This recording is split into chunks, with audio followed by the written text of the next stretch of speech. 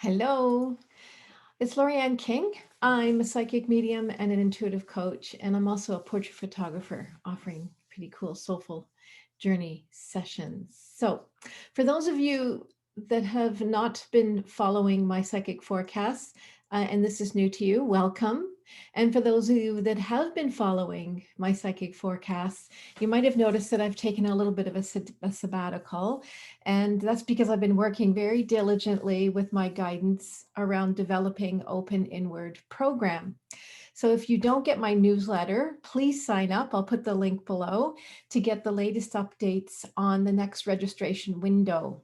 So that is my little piece here. Now, today's psychic forecast is a general reading for anyone I can be of service to without condition.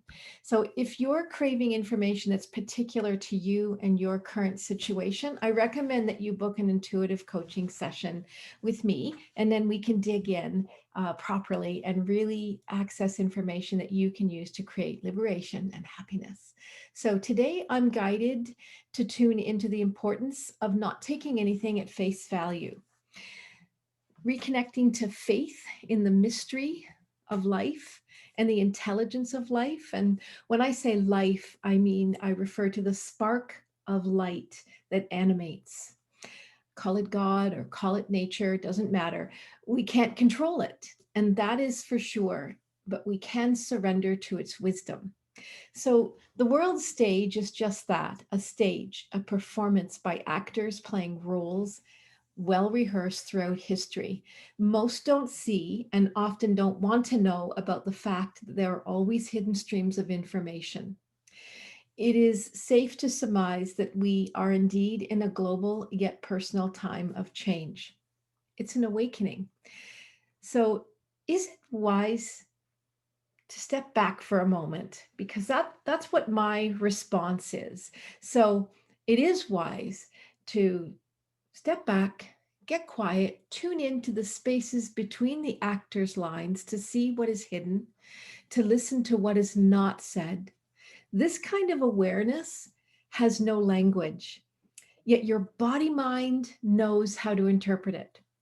So I wanted to do things a little differently today. So I invite you to go into your heart and to connect this concept of your first thought is a pure thought, and everything that follows is kind of messed up and corrupted. So just based on your very first thought, I want you to allow your awareness to rise up into your consciousness. So let me ask you some questions, okay? So just get yourself ready, get nice and centered and quiet, and just sort of tune into your heart, okay? So here goes. Open your awareness big and look at what you have not seen about your own life, positive and negative.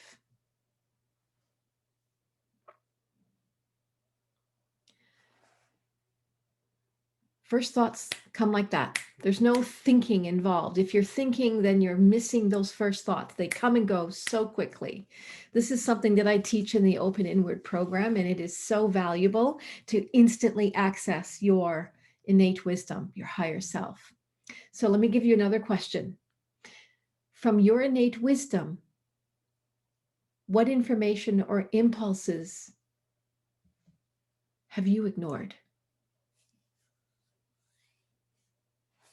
If the answer hasn't come like that, then you're still up here in your brain. You're still up here in your cerebral mind that thinks it's a body, as opposed to the body mind wisdom. So, a third chance for you. Okay, get nice and still and quiet. Get into that nice connected place with that intention of connecting to your first thought. It could be an image, it could be a complete statement, it could be a word, it could be a sensation. So here goes. What needs to change in your life? Yeah, you're getting it. Okay, I got two more questions for you. You ready? What does it mean to nourish your faith? Again, first thoughts. All right. All right, one more. Why do you think it's important right now to nourish your faith? Okay. So I would love you to share your answers, to comment below, and just let's get this conversation going, okay? Got hair in my eye. Okay, so let me go on. I'm just looking at my notes here. So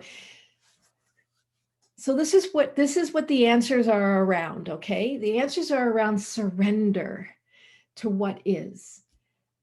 You know, let go of where you are clinging to, trying to control and hold everything together. Sometimes we're not even aware that we're doing it.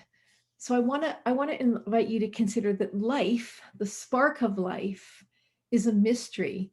And regardless of our choices and our actions or inactions, our plans, our goals, our affirmations, life is a mystery born of one constant in reality, the always unknown. Okay. So sometimes we can't see where our grip is tight on the control of life. So when we can't see where it is, then it's really hard to change, right? It's really hard to stop grinding your teeth at night. It's really hard to, let your shoulders relax unless you become aware that they're up at your ears. And so the trick is that awareness, right? That's why I'm inviting you into first thought, into the process of the arising information or the descending information of first thought. So just let me look here. So I wanted to sort of give you some symptoms of what being overly controlling actually kind of looks like. And that might help you to see where you are clenched up and grinding your teeth in your life. Okay. So here are some symptoms of being overly controlling. So being overly controlling shows up as being stuck, struggling, resisting any kind of a challenge or even a task on your to-do list. It also shows up as a mindset that life is hard and it takes way too much effort, too much resources. It's just hard. You know, life is hard mindset is also part of the vibration of Cancer. Yeah, think about that one. Another symptom is burdens are unbearable and they make you feel as if you're drowning or you're not grounded or you're off kilter or you're scattered or you're just feeling unbalanced. There's too much control going on. The next one is the catch-22, that the struggle to break free of control is met with applying more controlling power. And it's crazy making, right? It's like it just always feels like a slippery slope. So the solution is simple and easy. Surrender to flow. We all resist doing what we need to do for some crazy reason, but I have an answer for you. And so, but from this mindset, we create self-sabotage because our faith in the spark of life has become diminished. Our faith in the always unknown, the mystery of life has become, our faith in that has become diminished. It's like when a baby is born and it starts to breathe. They still don't know why that happens, what switches on, and it goes from being in a watery environment and then into an air environment. And somehow that's still a mystery. So there's all kinds of mysteries like that. So we can try to explain these things away with science to a certain point. And the rest, this is where we have to sort of nurture our faith that there's something greater happening. There's something that we can't always see, but it's there. All right. So how do you repair and build faith? Seemed like a sensible thing to explore, right? So it's easy. Surrender to flow. Here, let me give you a metaphor that life is like a river. So we let the river take us on its course as it meanders, from the top of the mountain all the way down and across the land to the sea.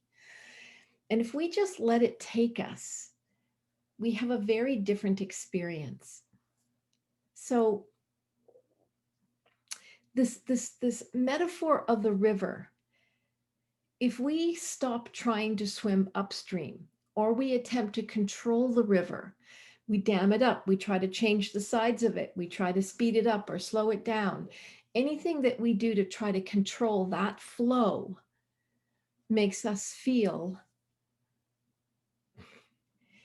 like we're delusionally in control, because we really want to feel safe and we want to feel comfortable. We don't want to feel not comfortable. So here's the weird thing: when we're in flow, we're not really comfortable. We don't even know if we're safe. And so it's our faith that allows us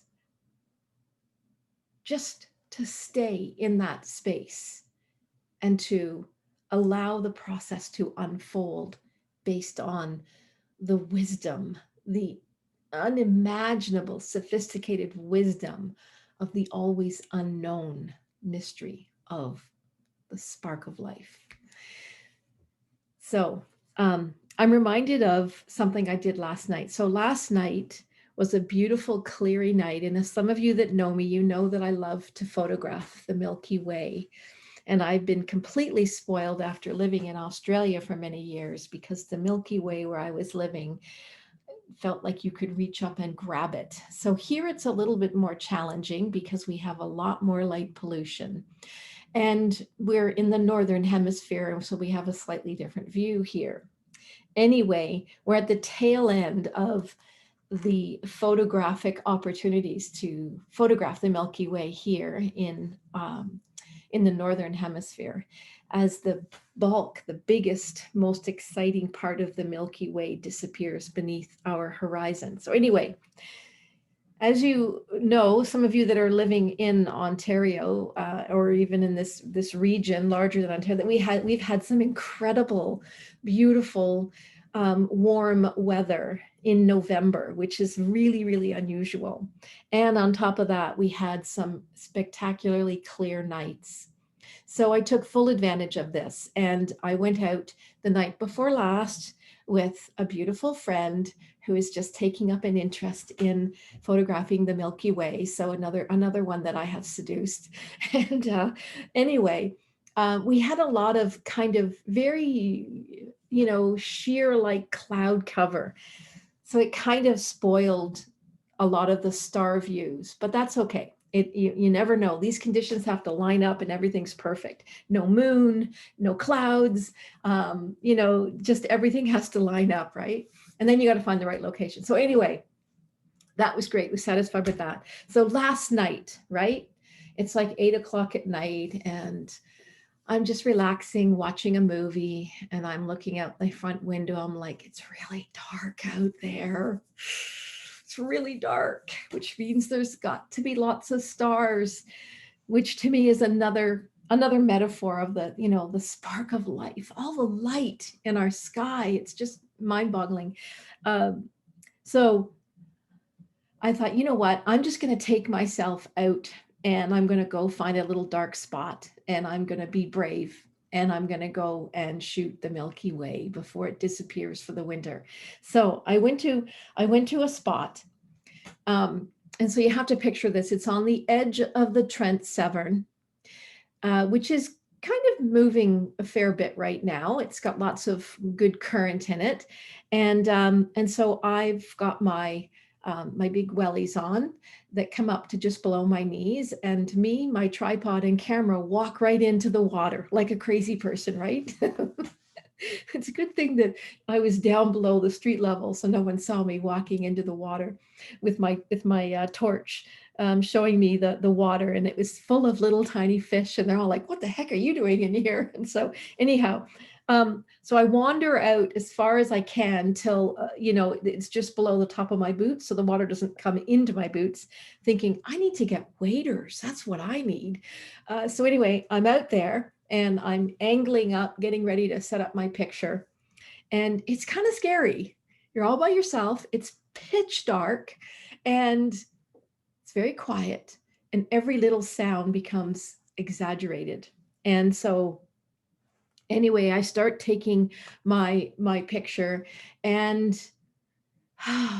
it's just like, just relax, you're fine, you're safe, it's all good. And I'm like, but what if like some kind of a weird, you know, eel or something that's, you know, that comes in the water and decides to, you know, pull me under. Crazy ideas that go through your head, right? Or I can hear coyotes in the distance howling. What if they come and find me? What? And it's just like, just relax and just flow and be with this moment. And I had this moment where I just went, oh my God. And I just was overwhelmed with this incredible feeling of gratitude that I'm living in a place where I can, you know, 2 minutes from my home, go to this dark location and see the canopy of stars and the Milky Way. I was there for nearly 2 hours, standing in the water, right? And every now and then I ventured a little bit too far as I moved around, changing my different positions, and water would come pouring into my boots with very cold November water. But I stayed, and I stayed in the flow of the moment. And yeah, long story short, I was just trying to share a story of when we go into flow, we feel this connection, this alignment to everything. And we feel this alignment within ourselves that allows us to just be who we really are in the moment, and to connect to our element in that moment, and to get a sense that we make a difference, because we are also like a star up in the night sky. We are a spark of light. So, all right. So let me just go into what else have I got for you today. So, um, I'm just looking at my notes because I went completely off the map there, didn't I? So, stop trying to swim upstream. Attempt to control the river to make you feel safe and comfortable. I was literally standing in a river last night, and there you go. So, we can still multitask, and we can do it with intention of flow. And the only thing we need to remember is that we need the right amount of energy and the right amount of resources, no more, no less. This idea of wei wu wei, do by not doing. Use the least amount of resources for the highest outcome. So when we become aligned to this unfolding path of the river or the process of life, instead of trying to control it, we do have bigger outcomes. So for the next 7 to 10 days, I just invite you to notice the aspects of you that actually sabotage your success. I could have sabotaged my success last night by sitting there continuing to watch my movie, or going to the edge of the river in complete darkness and going, yeah, it's a bit too scary. I think I'll stay here. Or, like, who knows what's in that water? I'm standing out in the pitch dark with black water. Okay, you get my point. So it's about making that connection inside, making that alignment inside, right? So for the next 7 to 10 days, notice where, without judging yourself, where you sabotage your success, your happiness, your joy, your fulfillment, your ability to make a meaningful difference. Because you're ready. We're all ready. If you're listening to this, you are ready to let go of these old patterns and habits and qualities. And in their place, you are ready to bring in the spark of life to radiate from you. So be in cahoots with the mystery of the universe, of life, instead of resisting it. And we don't even know we're resisting it unless we notice these symptoms that we are resisting it, the ones that I mentioned earlier. Okay, so we can then lead from our wisdom when we're in that flow and in that faith that everything's going to work out, that everything's okay. Versus that catch-22 where our fearful need to control kicks in, and we bring in more power of control and just tighten things down even more. And that's just never going to work. So living by this mysterious spark of life is rewarding. We feel happier, we feel healthier, we feel switched on, we can engage with our element, our gifts, our purpose, our reason to be, our reason to get out of bed every day. And we're keen to make this meaningful difference, which we all need to switch on. Imagine a world where everybody is switched on in that way, where everyone knows they're here to make a meaningful difference just by being who they really are. So go forth, my friends, and celebrate love in all its forms in your life, from your loved ones to your friends, to your colleagues, to your teachers, to your mentors, to your element within you. Celebrate with appreciation where you are supported, where when you least expect it, something arrives and it is in support of you moving forward down that river. Bring, bring this appreciation to the conflicts that you still have with others. In this, in this spirit of peace and love, and even reconciliation, even if it's let's agree to disagree, but let's move forward. Surrender to your internal angst and surrender to flow, right? So a perspective change is good medicine, my friends. That's all I have for you today. Thanks for listening. Check out the links below. I would invite you to sign up for the newsletter if you want to know more about Open Inward, where I actually teach you how to do this so that you can do it yourself. All right, have a good day. Have a terrific week, and I will see you again soon. All the best. Bye.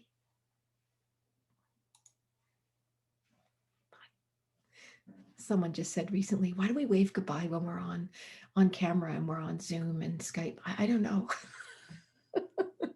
It's one of those things. So